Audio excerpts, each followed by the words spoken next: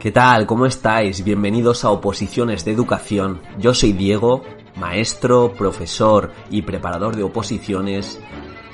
Y esta es una de mis secciones favoritas, que más tortitas caseras os ahorra aprendiendo de los errores de los demás. Hoy nos vamos a centrar en el error número 4 sobre la falta de planificación. Pero no simplemente en la planificación al uso de las tres partes de la oposición, sino vamos a ir un paso más allá y, como siempre, vamos a ser tremendamente críticos para que empecéis a visualizar esos posibles errores que ibais a cometer y, sobre todo, evitarlos, ver que otros opositores lo han hecho y les ha ido tremendamente mal, y es vuestro momento de hacerlo genial y darme las gracias. Es broma, pero esto no es broma, porque empezamos. Primero de todo, vamos a predicar con el ejemplo y no vamos a dar nada por sabido. Y tenemos que hacer referencia a la importancia de planificar para llegar lejos en unas oposiciones. Planificar en el sentido más puro de la palabra. ¿Qué nos toca hacer cada semana? ¿Qué objetivos tenemos diarios, semanales y mensuales? ¿Cómo nos planificamos los repasos? Y dentro de esta planificación, que ha de ser flexible, porque ahora veréis que lo que planifique en un mes va a variar mucho dependiendo de nuestra propia actuación como opositores, la falta del tiempo, el exceso de tiempo, la mala gestión de las esperas, lo que sea. Es importante dedicar dentro de esa planificación un pequeño apartado de reflexión de esa planificación. Es decir, yo he planificado X días y el último día de esa semana reflexiono sobre si he cumplido aquello que he planificado, qué más puedo hacer o cómo puedo hacer la planificación más realista, tanto por exceso como por defecto. ¿Bien? No caigáis en el error de hacer una planificación de 6 meses vista y pensar que la tenéis que cumplir sí o sí. Os tenéis que adaptar a los tiempos, os tenéis que adaptar a vuestra propia productividad, que no sabéis cómo vais a estar en referencia al tema, el supuesto, la programación, si algún apartado os va a costar más, quizá algún tema que parecía más complicado os ha costado menos, o viceversa. Todo esto exige de una planificación semanal que tenga esa reflexión y esa evaluación para poder mejorar nuestro propio proceso. No caigáis en el error de no planificar. No te puedes levantar un día y decir, ¿qué me toca? Mira, hoy me apetece estudiar el tema. Hoy me apetece hacer un poquito de programación. No, ha de estar planificado para tener fechas límite y, sabiendo esas fechas límite, teniendo la necesidad de llegar a esa fecha con el trabajo bien hecho. Y bueno, dentro de esto lo que siempre comento. Compromiso con uno mismo, quererse es llegar a esa fecha con el trabajo hecho y no quererse es opositar de una forma deleznable. Así, lo que os he dicho, dejando al margen esa planificación que hemos de tener, planificar los repasos, evaluarnos, mejorar sobre esa evaluación, entra el segundo error dentro de la planificación, que es el desequilibrio entre las tres partes. Aquí tenemos experiencias para aburrir a gatos.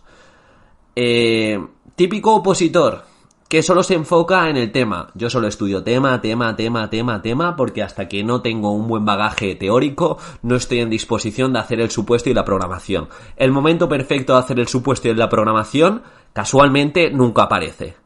Casualmente este opositor ni aprueba el tema. Es que tengo un montón de casos que ha ocurrido esto. Loquísimos del tema, de estudiar temas, de sabérselo de memoria y descuidar esas partes y luego decir, bueno, en el tema lo habrá partido.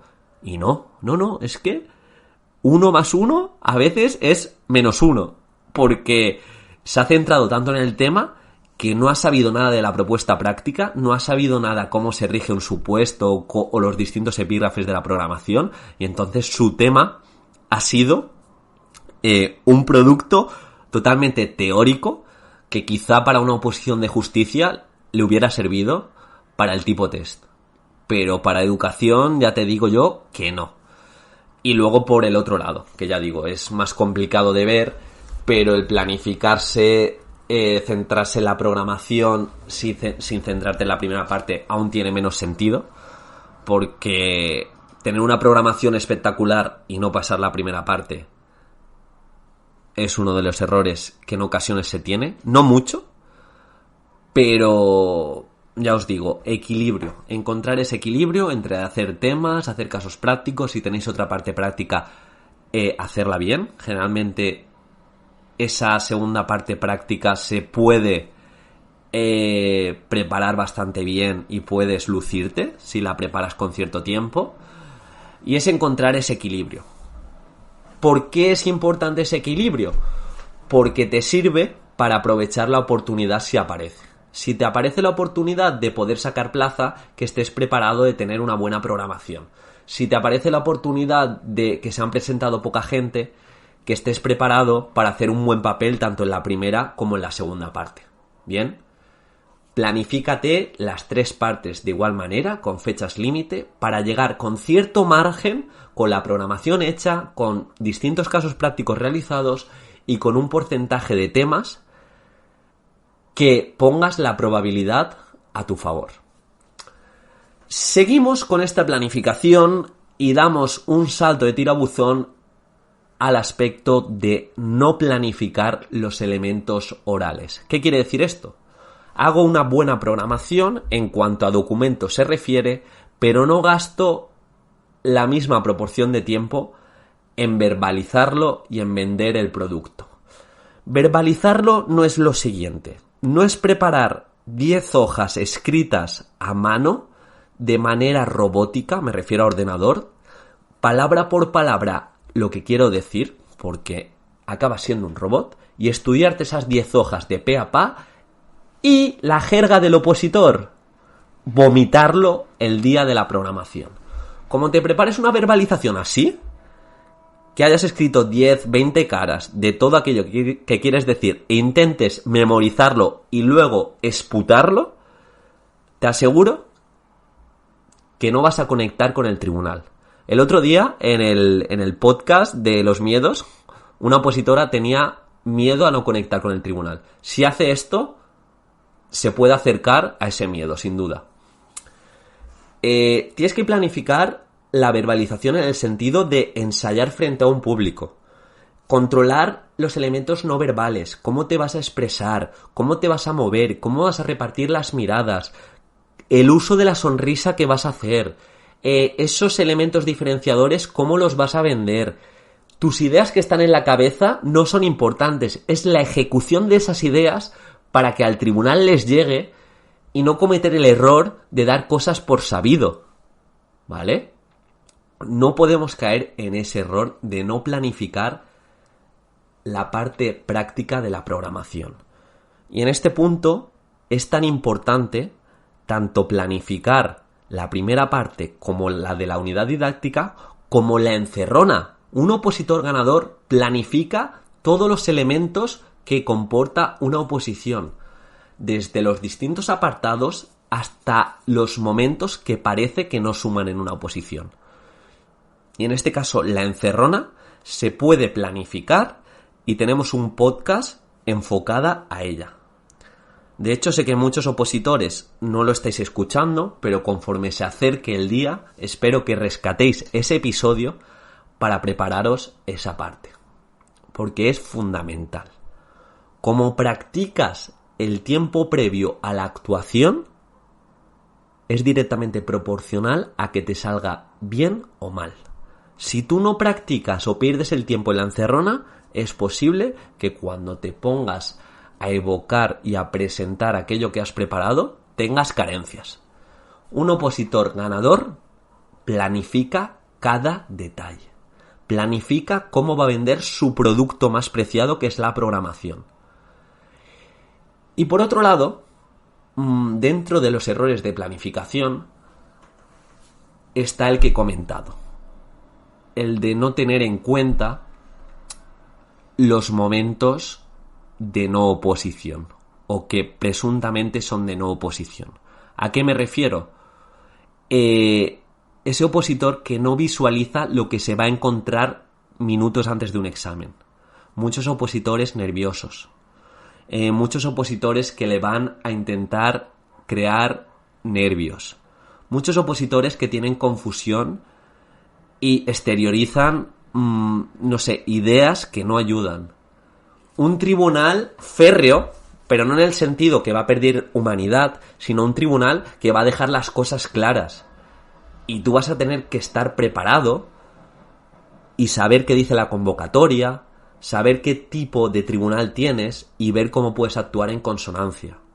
Pero planificar en este caso es también visualizar y estar preparado a lo que te vas a encontrar. Planificar los primeros minutos de examen, cómo lo vas a abordar. Planificar el ranking de temas. Si me salen 3 temas que me sé, ¿cuál cojo? ¡Ay! Intenta evitar tomar muchas decisiones el día del examen. Que pasen por el filtro racional que vas a preparar los meses y semanas antes del examen. Y para ello funciona muy bien hacerse un ranking de temas, los temas que más te gustan, los temas que más te puedes lucir, que mejor has evocado, que mejor has repasado, para saber, me sale el 5, cojo el 5. Me sale el 5, cojo el 5, saco un 10. ¡Uy, Dieguito! No es broma, pero en cierto sentido quiero que lo recordéis, tatuároslo, planificar cada momento del examen. Experiencia, para que os golpee a nivel emocional. Chica que no planifica la verbalización. Chica que tiene un buen producto. No ha planificado lo que va a decir. No ha planificado encontrarse un tribunal que no le presta atención los primeros minutos porque está cansado después de 7 horas de escuchar presentaciones. No planificas eso, no lo visualizas, no te esperas eso, entonces no sabes cómo actuar y te pueden los nervios. Planificar también es pensar todas las posibles situaciones que te vas a encontrar y cómo vas a actuar en consonancia a ellas. Eso es fundamental. De verdad, es fundamental. Saber que si te encuentras un tribunal poco receptivo, que dependa de ti que sea más receptivo, pero que no te vengas abajo. O sea, tu acción frente a un tribunal poco receptivo, por lo que sea, no puede ser el venirse abajo, porque vas a dar un muy mal papel. Ten en mente que te puedes encontrar un tribunal en este sentido y no cometas el error de venirte abajo y rendirte. Por eso digo que es tan fundamental ensayar y practicar las condiciones reales de examen e ir hacia adelante incluso si no te acuerdas de un epígrafe o si no te acuerdas de una parte de la programación, porque eso te prepara también a tu capacidad de esfuerzo y sacrificio para sobreponerte frente a situaciones desfavorables el día del examen. Y ya por último, no caigas en el error de no planificar los días antes de la oposición. ¿Qué vas a hacer la semana de antes? ¿Qué vas a hacer las horas antes? Igual te viene mucho mejor ir caminando a donde es el examen, aparcar más lejos para relajarte. Igual te viene el mes de antes de la oposición comenzar a visualizar a lo que te vas a enfrentar y comenzar a meditar en el sentido de pensar todo aquello que te puedes encontrar el día del examen. Planifica y ves un pasito más allá de lo que se suele fijar un opositor medio. Incluso intenta planificar esas posibles preguntas que te puede hacer el tribunal para saber contestarles. Que no sea de, ¡ay, qué digo! Si me pregunta si soy profesor o profesora y he ejercido y tengo experiencia, ¿qué digo? Si me pregunta esto de la programación, ¿qué digo? Si me pregunta este juego que me lo he inventado, ¿qué digo? No es que digo. Me preparo cada una de las partes y cada una de las posibles preguntas que me puede hacer. Pero no tengo experiencia de oposiciones. ¿Cómo puedo saber esas preguntas? Bueno, te puedes poner las gafitas de tribunal y pensar qué te puede proponer. Pero en cierta manera voy a intentar traer un episodio, si se me olvida recordármelo, sobre posibles preguntas que te puede hacer el tribunal, sobre todo el día de la programación y también durante el proceso de oposiciones, para saber cómo actuar en consonancia, ¿vale? Y yo creo que ya está, que este podcast de aprender de los errores de los demás ha sido bastante fructífero. Creo que si tenéis en cuenta estos fallos, tanto el error 3 que era procrastinación, el error 2, el error 1 y este error que es fundamental de la falta de planificación, no vais a cometer errores. Y eso es muy bueno en una oposición. Recuerda, planifica cada semana y atiende a la reflexión para mejorar. Equilibrio entre las distintas partes del examen. Tema, supuesto, programación, planifícalo. Planifica los elementos orales, vender producto, de comunicación no verbal, gasta tiempo en ello. Planifica y visualiza aquello que te puedes encontrar, los primeros minutos de examen, cómo abordar si me sale un tema, cómo abordar si me sale un bloque temático. Planifícalo. Y ya planifica los tiempos muertos que vas a tener, la gente que te va a hacer más difícil el proceso que solo va a restar. Planifica cómo te vas a comportar el tiempo antes de entrar al examen, el tiempo después. Así serás un opositor ganador. ¿Por qué? Porque no todo el mundo hace estas cosas. No todo el mundo intenta llevar todo al detalle. Y por eso, luego, ocurren preguntas o ocurren desdichas que lo cambian todo, porque se escucha la típica frase: jamás pensé que me iban a hacer esta pregunta, o jamás pensé que una oposición era así. Piénsalo y así parecerá que lo has vivido. Espero que te haya aportado un montón. Recuerda, soy Diego, D-I-E-G-O. ¿Qué haces? ¿Pero qué haces? No, en serio, agradezco un montón tu like, tu comentario, que me escribas simplemente para decirme: oye, gracias, no lo había pensado, o oye, esos podcasts son una desgracia para mí. También me vale para mejorar. Y ya te digo, me puedes encontrar en instagram.com/preparadoredufis, en mi página web, que pronto la lanzaré. Joder, qué pereza, nunca me pongo a ello. preparadoredufis.com, la tenéis ya pero no está del todo acabada. Y cualquier preguntita, preparadoreducacionfísica@gmail.com. Recuerda, aprende de los errores de los demás para no cometerlos y ser más listo. Es que es fácil.